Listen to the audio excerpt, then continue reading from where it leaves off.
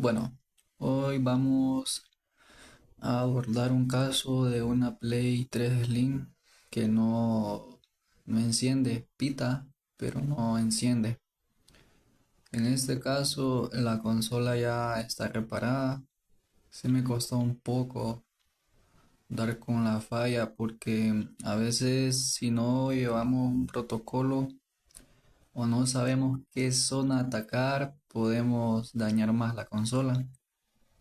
Tenemos que saber identificar en qué área trabajar en base al problema que la consola nos está presentando. Primeramente, esta consola cuando la conectábamos a la corriente, no tenía la luz blanca, perdón, la luz roja,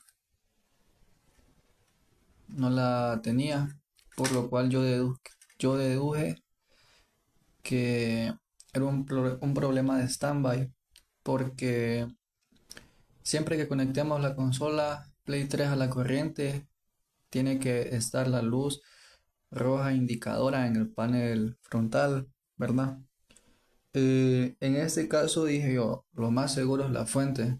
Entonces desarmé la consola y la fuente estaba en buen estado. Ahora bien, vámonos al conector. El conector de la fuente es este.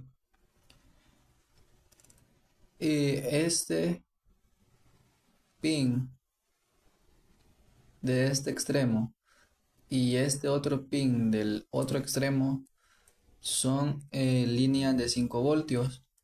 Estos dos pines de aquí, de en medio, este y este, son tierra. Entonces yo con la fuente de alimentación inyecté 5 voltios. Está mi fuente. Y aún así, bueno, dije yo, quizás eh, sea un problema con la fuente. Dije yo, voy a probar con la fuente de alimentación. Tampoco aparecía la luz roja indicadora. A pesar de que tenemos un problema, ya identificamos cuál es el problema, que no tenemos el leg de standby. ¿Qué fue lo siguiente que yo hice? Ya estaba empezando a desconfiar del Soundbridge. Incluso hasta estuve a punto de bajarlo, a punto, pero vale más que no lo hice porque hubiera sido tiempo perdido. Antes de hacer eso, yo vine aquí a lo que es el conector del flex del panel frontal y medí en sus pines. Esto no enfoca, pero aquí en sus pines de este lado tenemos que tener en ningún pin 3 voltios. Que esos 3 voltios, si no estoy mal, es una señal que viene del Soundbridge, es la señal de encendido. Ahora bien, si los tenía, eh, por lo que, bueno, me puse a investigar.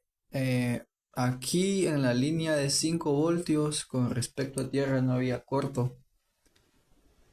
Y si no había corto, entonces ¿por qué no tengo el standby? Me puse a medir este regulador que está acá, es un regulador. Lo comparé con esta otra placa, sus entradas y sus salidas de voltaje y todo estaba bien. Así que recurrí a la cámara térmica. Yo tengo una de las mejores cámaras térmicas del mercado, que es la Infrared P2 Pro. Y entonces quiero que vean el comportamiento con la cámara térmica. Fíjense bien, aquí en esta área donde estoy señalando es donde va el IC del HDMI y esta es la memoria NAND.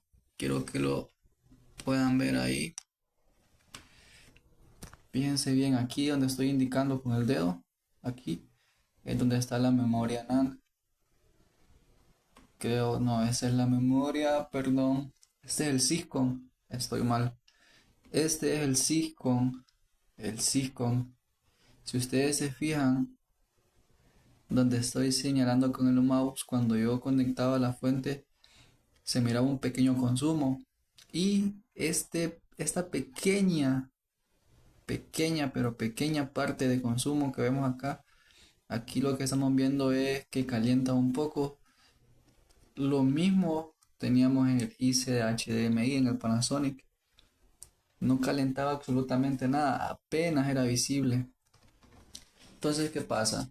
Si deducimos que cuando conectamos a la fuente los 5 voltios, el Syscon y el IC de HDMI calientan, ¿qué harían ustedes? Cambiar los dos. Acuérdense que el Syscon no es solo de cambiarlo.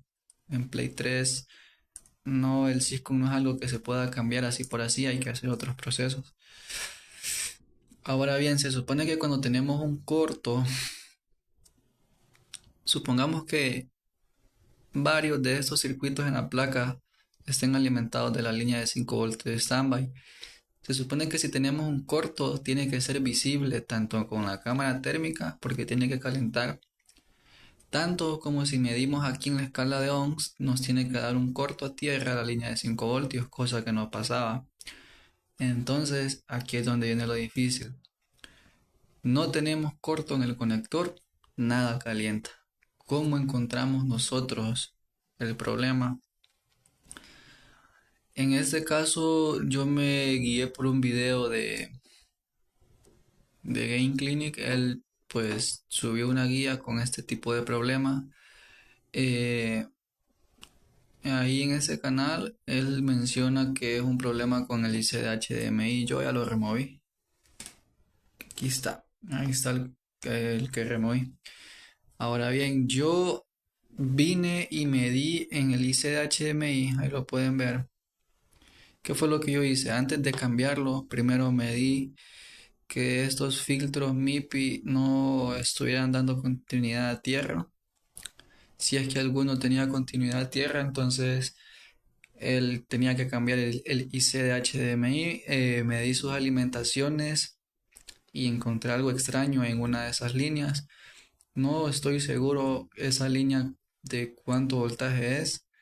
Voy a hacer un layout acerca de eso para que en futuros casos me pueda guiar mejor, porque en internet no hay nada de información sobre esto. Vean ustedes que a la par de este último filtro MIPI tenemos estos tres condensadores donde estoy señalando con la pinza. Esos tres condensadores, yo puse el multímetro en la escala de ohms, una punta aquí de ese extremo y la otra punta del otro extremo, y me daba 60 ohms, o sea, 60 ohms. De todas las líneas del IC de HDMI, esas dos únicas líneas es la que me estaban dando, más bien esa única línea, porque recordemos que el otro extremo es tierra. Esa única línea me estaba dando corto, porque 60 ohms ya es un corto. Entonces dije yo, ¿será que es una línea de baja impedancia? Me pregunté eso, y no, porque yo medí en esta placa que tenemos exactamente la misma estructura de componentes. Si podemos ver aquí está el IC HDMI. Ahí podemos verlos. Bueno, aquí están los filtros. Son dos. En esta placa son dos filtros con 4 líneas de datos cada una. Y en esta placa no, son 4, pero es lo mismo, son las mismas líneas. Pero vemos los mismos tres condensadores, la bobina y un condensador grande. Entonces aquí hice yo, aislé esta bobina para saber de qué lado de la pista me quedaba el corto. Y no me quedaba del IC de HDMI. O sea, esto es lo más confuso. Y sinceramente que hay que estar muy pilas en eso, porque si no abordamos la reparación con inteligencia, acuérdense que desde el momento que nosotros recibimos una consola, solo tenemos una oportunidad para repararla. solamente una oportunidad cuando recibimos una placa, ya sea de un celular o de una consola. Si en esa oportunidad no logramos repararla, ya no lo vamos a hacer. ¿Por qué?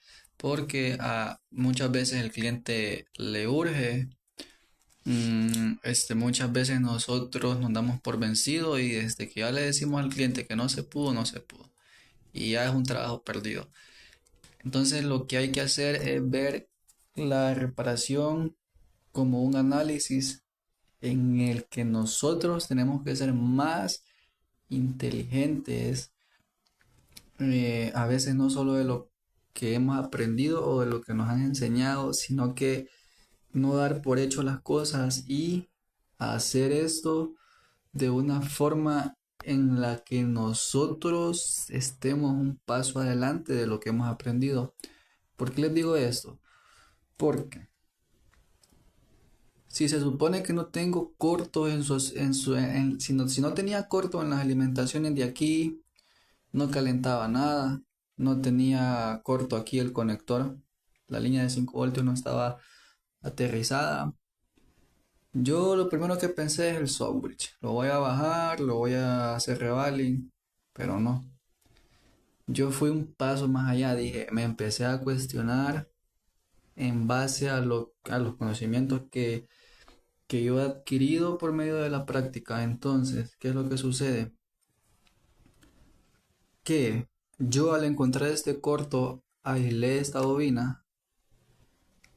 No se ve muy bien, pero bueno, yo aislé la bobina, la aislé. Y de este lado del ICD, esta pista viene conduciendo a este lado del IC, no tenía corto. Entonces dije yo, entonces si el corto no está acá, tuvo que quedar de este lado. La pista atraviesa por debajo de la placa y va a otros lugares. Vine yo, inyecté 5 voltios en esa línea a 1 amper. Ni siquiera me consumía el amper. Solo consumía 700 miliamperes. Pero bueno, con eso dije yo es más que suficiente para encontrar al culpable. Ni siquiera saqué la cámara térmica cuando puse el dedo en el IC y este calentaba. Vean nada más qué locura de reparación. Entonces, bueno, dije yo. Se supone que ya esta pista está aislada. ¿Por qué? No sé si esta pista tenga conexión en alguno de estos pines. Porque, pues, si le damos vuelta a la placa, si le damos vuelta a la placa, lo que vamos a ver que ahí hay esa línea que les digo va a ciertos puntos, por ejemplo, va a estos reguladores. Yo pensé que el corte iba a ser algún condensador de por aquí, por la parte de abajo, o en algún regulador, pero no. El mismo IC de HDMI me estaba calentando a full, ahí sí me calentaba a full. Entonces vine yo, lo reemplacé y una vez que lo reemplacé, medí en escala de ohmios la misma bobina, la misma línea, donde retiré la bobina y ya no había 60 ohmios, ya me daba 1.5K, que es una medida muy aceptable que tiene que estar en las líneas, por lo general, que no están en corto. Entonces, lo que procedí fue a volver a inyectar 5 voltios y vean ahora, ya tengo, ya tengo lo que es el LED de standby. Ahí. Voy a encender la consola y ya vean que enciende. No enciende porque no tengo la fuente, pero ya la consola ya está respondiendo, ya tiene vida. Así que, ¿qué era? El problema era el IC de HDMI. Entonces, muchachos, aprendamos a analizar, no nos dejemos guiar por lo que nos enseñan. A veces tenemos que abocarnos a otro tipo de conocimiento y no hay mejor conocimiento que el que nosotros aplicamos en la práctica.